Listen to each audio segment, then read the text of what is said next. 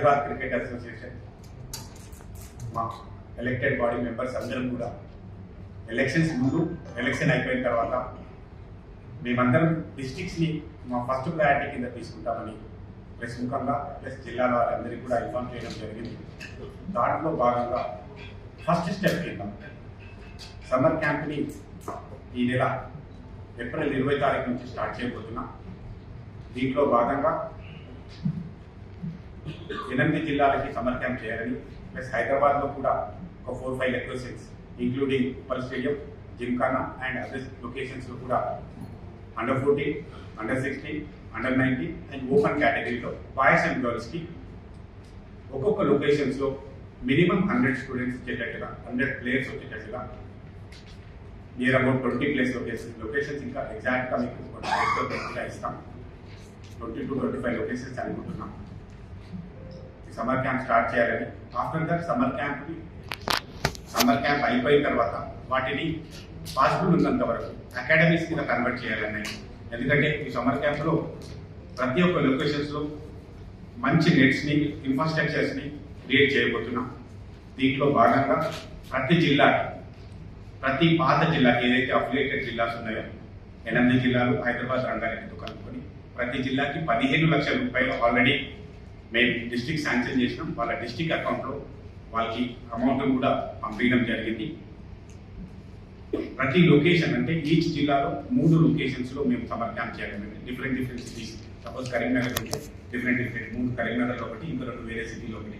ప్రతి జిల్లాకు 3 లొకేషన్స్లో summer camp చేయాలని. ఈ సమ్మర్ క్యాంప్ 30 రోజులకు గాను 5 lakhs రూపీస్ ఈచ్ లొకేషన్కి 5 లక్షల రూపాయలు, జిల్లాకి 3 లొకేషన్లు 15 లక్షల రూపాయలు శాంక్షన్ చేయడం జరిగింది. ఈ డబ్బులు ఇమీడియట్గా వాళ్ళ అకౌంట్లోకి వెళ్ళిపోయినాయి.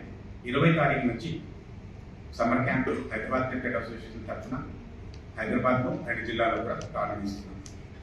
దీంట్లో ప్రతి కోచింగ్ క్యాంప్లో కోచెస్ని, ఫిజియోని, ఇంకా అవసరమైన స్టాఫ్ని కూడా వాళ్ళకి రిక్రూట్ చేయమనే డిస్ట్రిక్ట్ వాళ్ళకి మేము ఇన్స్ట్రక్షన్ ఇవ్వడం జరిగింది.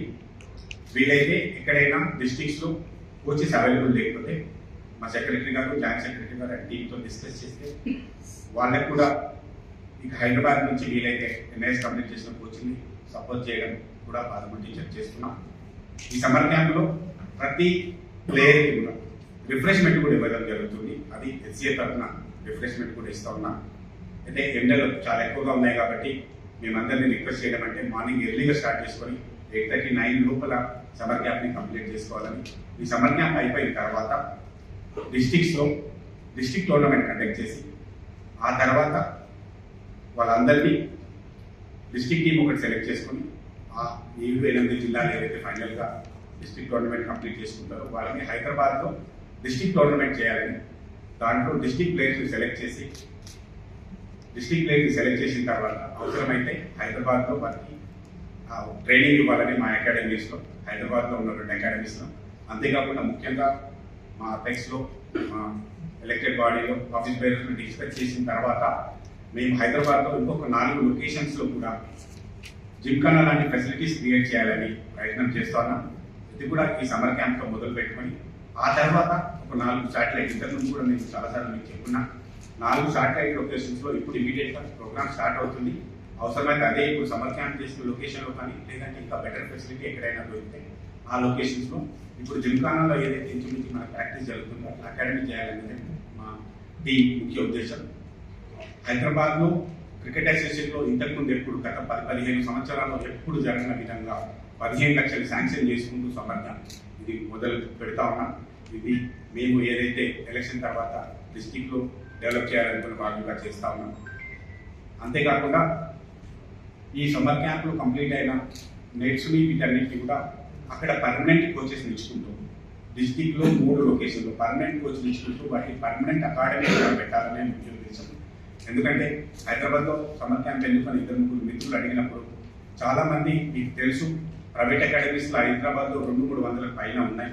కాకపోతే అక్కడ ప్రతి అకాడమీలో 5,000 మినిమం రూపీస్ నుంచి 50,000 మినిమం మంత్లీ కలెక్ట్ చేస్తున్న మనం చూస్తున్నాం.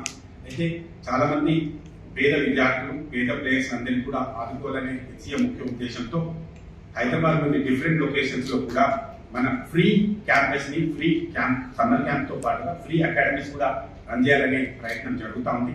తప్పకుండా ఈ ప్రయత్నంలో మీ అందరి సహకారంతో విజయవంతమని అవుతామని అనుకుంటున్నాం. పబ్లిక్ని మనం వ్యూవర్స్ని చూసాము హైదరాబాద్లో. మీ అందరికీ కూడా తెలుసు 5,000 స్టూడెంట్స్ని ఎవ్రీడే 5,000 to 6,000 స్టూడెంట్స్ని ఫ్రీగా ఇచ్చి పంపించాం. Stadium full. నాకు తెలిసి 1,08,000 మెంబర్స్ పూర్తిగా 4 రోజుల్లో స్టేడియంలో విజిట్ చేసి ఇది ఇండియా రికార్డ్. ఇది అంతేకాకుండా ఫస్ట్ ఐపీఎల్ మ్యాచ్లో వరల్డ్ రికార్డ్ కూడా మనం చేసుకున్నాం 500+ రన్స్ తీసుకోవడంలో. ఇదందరూ మేమంతా కూడా చెప్పొచ్చు మా అపెక్స్ బాడీ అదృష్టం అనుకోవాలా, మేము లక్కీ అపెక్స్ అనుకోవచ్చు. ఇక్కడ వచ్చిన తర్వాత అన్ని కూడా మంచి శుభ పరిణామాలు జరుగుతున్నాయి. మీ అందరికీ కూడా తెలుసు టెస్ట్ మ్యాచ్లో కొన్ని ఇబ్బందులు పడినాం మేము, వాష్రూమ్స్ కానీ అవన్నీ కానీ. ఇప్పుడు ఎక్కడ కూడా వాష్రూమ్స్ కానీ ఎట్లాంటి ఇబ్బందులు మీరు ఎక్కడ కూడా సోషల్ మీడియాలో చూడట్లేదు. చిన్న చిన్న ఇష్యూస్. ఎస్, ఒక రోజు 2 సార్లు మాకు ఏసీ లేదు, పని చేయలేదు, ఇమీడియట్గా దాన్ని రిపేర్ చేయించాం. ఇంకా చిన్న చిన్న ఇష్యూస్ కూడా ఓవర్కమ్ అవుతున్నాం. దయచేసి ప్రెస్ మిత్రులకు కూడా ఏవైనా మీ దృష్టికి వస్తే మా అపెక్స్ టీంలో ఎవరికైనా, మా CEO గారికైనా ఎవరికైనా ఇన్ఫార్మ్ చేస్తే ఇమీడియట్గా వాటిని రెక్టిఫై చేయడానికి ప్రయత్నం చేస్తాం. నాకు తెలిసి ఐపీఎల్ మ్యాచెస్ని చాలా బాగా కండక్ట్ చేస్తున్నాం. మాకు BCCI నుంచి కానీ బయట పబ్లిక్ నుంచి కానీ ఈవెన్ సోషల్ మీడియాలో ఉండే అందరి క్రిటిసర్స్ నుంచి కూడా మంచి మైలేజ్ వస్తుంది. మంచి ఐపీఎల్ మ్యాచెస్ కండక్ట్ చేస్తున్నామనే ఒక మంచి ఒపీనియన్ వస్తుంది. ఇంకా ఫర్దర్కి వచ్చే మ్యాచెస్ కూడా మా స్టేడియంని పూర్తిగా రెనోవేట్ చేసుకోవాలని అపెక్స్ బాడీలో డిస్కస్ చేసుకున్నాం. అతి తొందరలో ఒక ఏజెన్సీకి స్టేడియంని రిపేర్ చేసే అంటే రెనోవేట్ చేసుకునే బాధ్యత కూడా తీసుకుంటాం. ఇప్పుడే ఆల్రెడీ స్టేడియంని టెస్ట్ మ్యాచ్ తర్వాత ప్లేయర్స్ రూమ్స్ని అండ్ వాష్రూమ్స్ని చాలా రూమ్స్లో ఏసీలని టీవీలని రిప్లేస్ చేయడం జరిగింది. వాష్రూమ్లో ఉన్న కంబోర్డ్స్ని కానీ యూరినల్స్ని కానీ కూడా రిపేర్ చేయడం జరిగింది. ఇంకా ఎక్కడైనా చిన్న చిన్న ఇష్యూస్ ఉంటే వాటన్నిటి కూడా క్లియర్ చేస్తామని మీ అందరికీ తెలియజేస్తున్నాం. ఇప్పుడు ప్రాబ్లం క్లియర్ అయిపోయింది. ఇన్ని గంటాపదంగా గట్టిగా చెప్తున్నా. అపెక్స్ వీళ్ళందరం మాట్లాడి నేను పర్సనల్గా CMD గారితో మాట్లాడి ఈ ప్రాబ్లంకి ఫుల్ స్టాప్ పెట్టడం జరిగింది. అయితే 2015 నుంచి రగులుతున్న ఇష్యూ ఇది.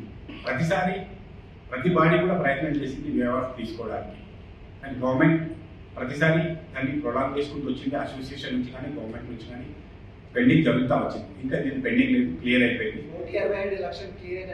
ఏంటంటే మేము ఇన్స్టాల్మెంట్ మీద వచ్చాం. ఫస్ట్ ఇన్స్టాల్మెంట్ పే చేసాం, నెక్స్ట్ ఇన్స్టాల్మెంట్ వాళ్ళకి మాకు అగ్రిమెంట్ ప్రకారంగా పే చేస్తాం.